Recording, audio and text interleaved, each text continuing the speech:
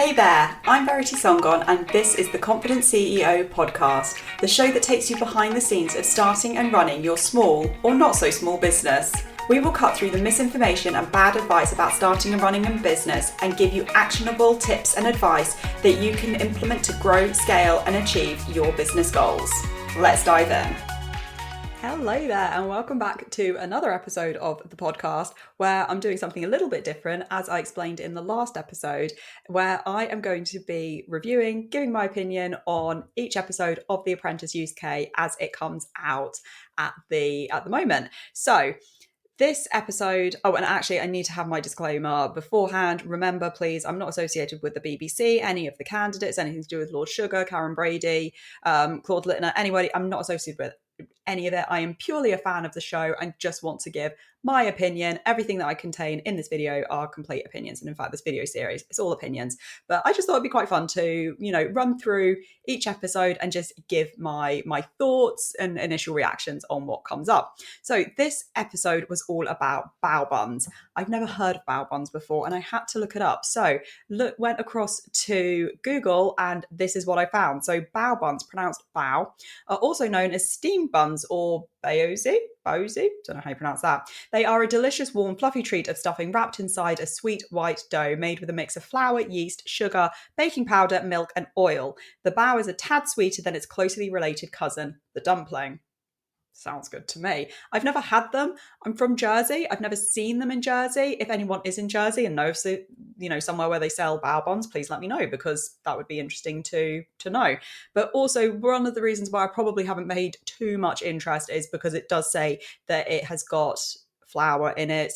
I'm gluten-free for health reasons. So do they make gluten-free bao buns? That would be interesting too. That'd be interesting to know.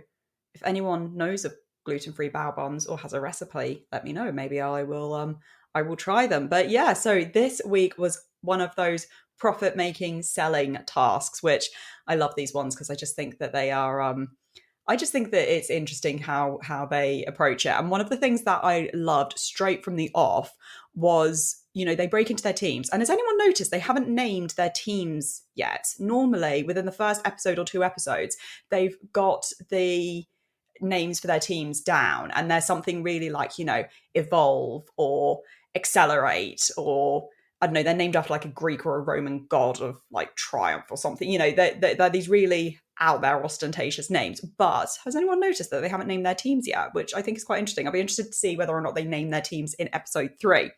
But what I loved is, they sat down and particularly the boys, the girls just went in, they were deciding who was going to be the PM, who was going to be the sub-team leader and what have you. And the boys just all sat there, which I just find this so funny when it happens because, they all go in at the beginning, particularly the beginning of episode 1, and they've all got these massive grandeur statements. They're like, yeah, I'm going to boss this. No one's standing in my way of winning this. I'm going to do whatever it takes. And then they sit there at the beginning of the task and they go, who's going to be project manager? Who's going to be PM? And it's literally crickets and tumbleweed. And no one wants to put themselves forward. And, all that they then say is, oh, well, I know nothing about this. Well, you might not know anything particularly about bao buns. Like I'm going to assume that it's a pretty niche area, but you're in business, you know how to buy and sell and make a profit, surely. So you've got to come back to the principles of what the task is about, not just what the actual product is. And then I love them because they were like, well, I eat food. Yeah, everyone eats food. That's not really a qualification to be PM, but whatever, just, I wanted to point that out because I just thought it was vaguely amusing how no one wanted to put themselves forward. And then when they did get into the conversation about who was qualified to be PM, it was around who eats food and who eats meat. I just thought that was bizarre. Anyway, I keep looking down because I've got my notes on my phone because I was there typing away as I was watching the episode. So yeah, that was my first bit that I wrote down. My second bit that I wrote down was Tim is back. I love Tim. For those of you who don't know or who didn't watch the previous season, Tim won series 1 way back in the day when the prize was actually to go and work for Alan Sugar. So right at the beginning for the first, I can't remember how many seasons, but right at the beginning, the premise of the show was to get a job working with Alan Sugar, and to get like this amazing 6-figure salary. They changed it, I can't remember exactly which season they changed it to the investment, which we now see of 250k. But yeah, Tim won way back in the day, first season, getting a job with Alan Sugar. He has since done amazing things. He's got an MBE for his contribution to business. And yeah, he's just doing really well. And I love him. I just think he's so honest. And I think that his observations, and also I just love that all of the aides, they've got notebooks, but not Tim. Tim has got a trusty tablet. I'm not going to say iPad just in case it's not an iPad, but Tim's there looking all high market. He's not got his notepad. He's not scribbling away. No. He's tapping on a tablet because, that's where Tim's at. I love him. I think he's brilliant. So yeah, Tim was back for this episode because Claude was off sick, which hope he's back by the next episode because I do like Claude, but it was great to see Tim anyway. So the next observation that I made was with Marnie. So when they started talking about making profit and keeping the costs low, I thought this was a really good idea. So when the girls were all originally in their, in their huddle, they were deciding how to move forward with the task. And Marnie made the really, really valid point that it was a profit-making task. It wasn't really about anything else at the end of the day. So I really liked the idea of making a veg bao bun. I don't know if that's like, a traditional thing. I'm desperately looking to see whether or not all the pictures that I've got up on the side of my screen here, they all seem to have a lot of vegetables in them. I don't know if that's like normal for bao buns, but I thought it was a really good idea. It kind of reminded me of a samosa, and oh God, I love a good samosa. I haven't had a good gluten-free samosa since going gluten-free, but the point is, I thought it was a really good idea. But obviously she got overruled and they went for fish, which then leads us on to the next point. Oh my God, the maths. Now, okay, I'm not going to judge too much. Everybody knows that I am not the best at maths. I didn't do anything mathematical at school past getting a B in my GCSE, and even that was a struggle. Well, actually, no, I lie, because I had to do quite a bit of maths when I did my nursing degree. Every year we had a maths test and you had to get 100% in order to pass that particular module in order to go on to the next year. But, it wasn't crazy complicated maths. It was to make sure that basically you were safe to, calculate drug doses, which totally makes sense. But yeah, just, they were all stood there and they couldn't do 45 times 4, and was it 40? What was it? 44 times 400. That was it. And that just confused me because I was like, well, just break it down. What's 44 times 100 and then times that by 4? Like, why? Oh, I don't know. I couldn't understand in my non-mathematical brain why they were struggling with this so much. And again, this comes back to the thing about claims. They're all going, yeah, I'm amazing. I make these amazing business choices and I've got I can create this. I've created these huge businesses. I should be Alan Sugar's next business partner. Now, don't get me wrong. I appreciate that a lot of people struggle with maths and a lot of people have got like a complex about maths, but I don't know. I just think that I don't know. It surprised me, and it just kind of, it surprised me and it confused me. Because like I said, I'm not a whiz at maths, but I just think that costings is so important. I think you've just got to know, and this is just a complete personal opinion, I just think you've got to know exactly what your costings are for your business. I mean, I know how much everything that I sell in my business costs and what my profit margin is on everything. So I've got my Confident CEO journal. I know exactly how much this costs to make. I know exactly what my percentage markup is to sell this journal. And, it's not just the big products like that. I've also got like my little thank you cards, for example. I've got my thank you cards that I put in my my product sales, which go out. I know exactly how much one of these costs. So I can put together my package and I will tell you exactly what that costing is and then my markup for that. And here's like another one that I put in as well. I can tell you exactly how much that costs. And I think that, your costings, it's so important. You need to know in business how much everything is costing. I don't personally think it's good enough to say, oh, that's around £3. Oh, well, I think that's about 10 pence. No, you've got to know exactly how much, because otherwise, how are you going to prepare and scale up, if you don't know what numbers you're working with, you've got to know what is your profit, what is your revenue, what is your turnover, and all this kind of thing.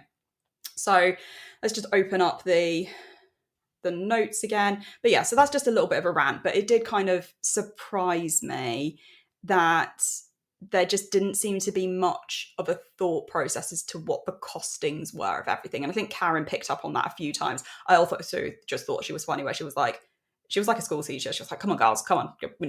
We need to get on with this. Just, I just thought that was funny.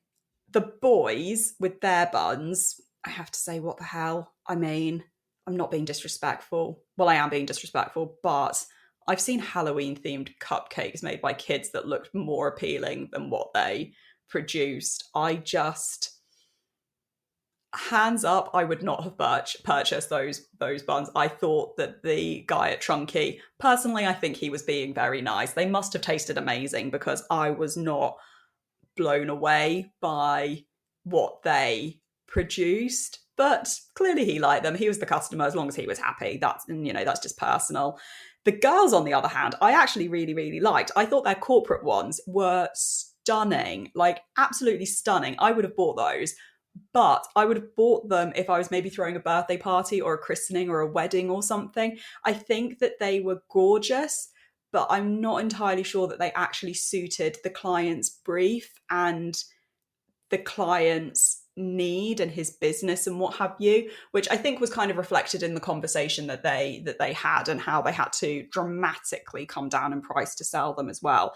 And I think that comes back to the point of when you're creating something, yes, you are the creator. Yes, you've got your own ideas and your own expertise. You know what works well, what doesn't, what's practical, what isn't practical, what is doable, and all the rest of it. But at the end of the day, you are creating something for your client. So you have to bear in mind what their brief is, what their business is, and how that's going to work for them. And I feel that even though what the girls produced, personally, I love them. I thought they were absolutely stunning. And actually, on that note, I think they would fit really well with the colour scheme of like my business and what have you. So maybe if I need some bow buns, I'll contact them.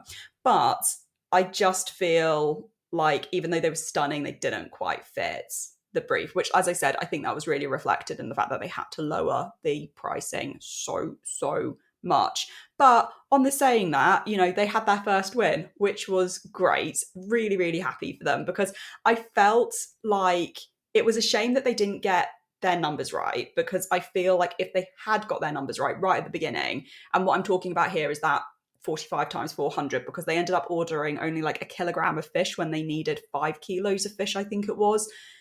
That's a huge difference. Like, that's not just a couple of 100 grams difference. 1 kg to 5 kg, that's a huge difference. And I feel like if they had actually got that calculation correct at the beginning, then they probably would have been able to make more product and probably sell more product as well. Because, well, when they were at the market, I loved that they actually scoped out what everybody else was selling, and then they upped their prices based on what a competitor was doing the other side of the market. They had somebody else selling bao buns, but they didn't have the recipe and the fillings that the girls team was selling. So I actually thought that was really, really clever. They quite literally scoped out the market and increased their prices because they had a unique product, because nobody else was selling what they were selling. And I thought that was really, really clever. So I love that they got their win, but I do feel if they'd got those calculations correct, then they probably could have made more bao buns, and then they would have had more product to sell, which in turn would have, led to a bigger profit and what have you. So then they could have potentially had a bigger win, but they have made a win, and that's exciting, because we know that in some teams in previous series of The Apprentice, they've had to have multiple weeks go by before either the girls or the boys team have actually got their first win. So it's nice that in the first couple of weeks they've both got a win under their belts. At least, they can't get to like episode 8 or something and then have that one person who's never had a win, which actually I'd be curious to know whether or not this is the first season or how many seasons everybody's got a win within the first 2 episodes. So that's quite interesting. But yeah, I think also what I've noticed with the girls team is they are really coming together. That I feel like in the first episode, I talked about how every new team that comes together, they go through this storming, norming performing stages. And I feel like the girls have really bandied together and realized that they do need to work together. They, there's no up or down of it. They have to just pull together if they want to have a win. So I thought that was really nice to see. And finally, we need to touch on the fact that Kevin went. I actually really like Kevin. I know I didn't talk about him in my first review of the review of the first episode, but yeah, I liked Kevin. I thought it was a shame that he went. I think he would have been a kind of quietly confident person to watch if he had continued in the process. But unfortunately, it wasn't meant to be. However, when he went, I thought they raised an incredibly valid point about the difference between revenue and profits. And this is something that I don't see talked about enough in the business community, particularly online. I think so many people are so excited to throw out, oh, I made this much last month, I made this much last year, I've got a 6-figure business, I've got a 7-figure business, and all this kind of thing. But what they don't tell you is whether or not that's revenue or profit. And I find that when I talk to people, a lot of people don't have a clue or any idea what is the difference between revenue and profit. And I think these are two key terms in business that you really need to be able to get your head around. So from bench.co, they've got this really nice definition of, simply put, revenue is how much money a business brings in, while profit is how much money a business keeps after all expenses. So, if people are saying they've got £100 come in, let's just keep it simple, £100 come into their business, but they have outgoing costs of £95, they've only got £5 profit to play with. So, if you're then investing back into your business, that's something really important to remember. And I think it's important because, online we see so much of people saying, oh, I've got, this 6-figure business, 7-figure business, whatever it is, which is amazing. Don't get me wrong. Most people can only dream of having that much money being turned over in their business. But my point is that when you see people say, I had a 10K month or I had a 100K year or whatever, it doesn't mean that amount of money is sitting in their bank account. It doesn't mean that amount of money is sitting in their back pocket for them to just spend, because that is their revenue.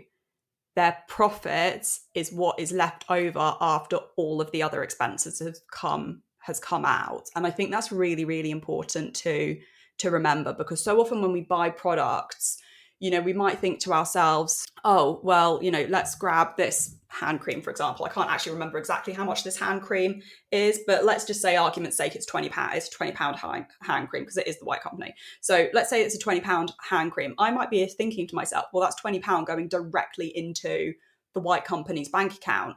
But it's not, because if it costs them £5, argument's say, well, it would be a lot cheaper because they buy them in bulk. But let's say it costs them £5 to make. Already that's £5 cost that's not going into the White Company's bank, because that is going out to, their manufacturers and what have you. Yes, it does go into the bank, but you get my point. It goes out to manufacturers. It's not that they're not keeping that £5 is basically what I'm saying.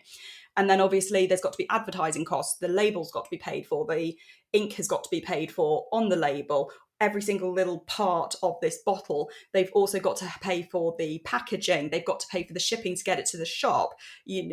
All the people who get involved in designing it and coming up with the formula for this particular cream, they've all got to be paid for.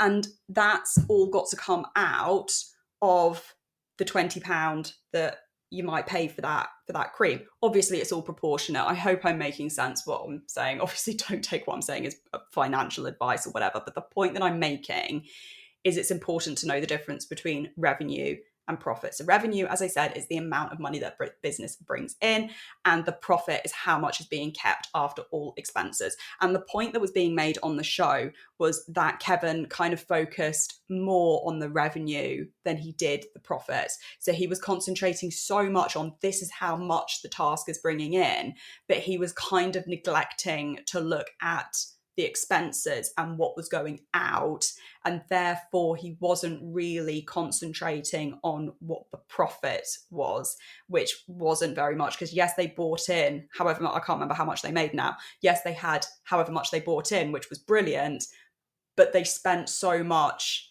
in equipment and ingredients that actually what they made was quite minimal. And I think that's really important to remember when in business, when you're creating your products or your services, is remembering actually what your profit margin is. And as I said, actually knowing how much is every single little part of your business costing, so that you can come up with an appropriate profit margin, essentially, so that you are making money in your business. So then that profit can be put back in to invest more into the business to continue to help it grow.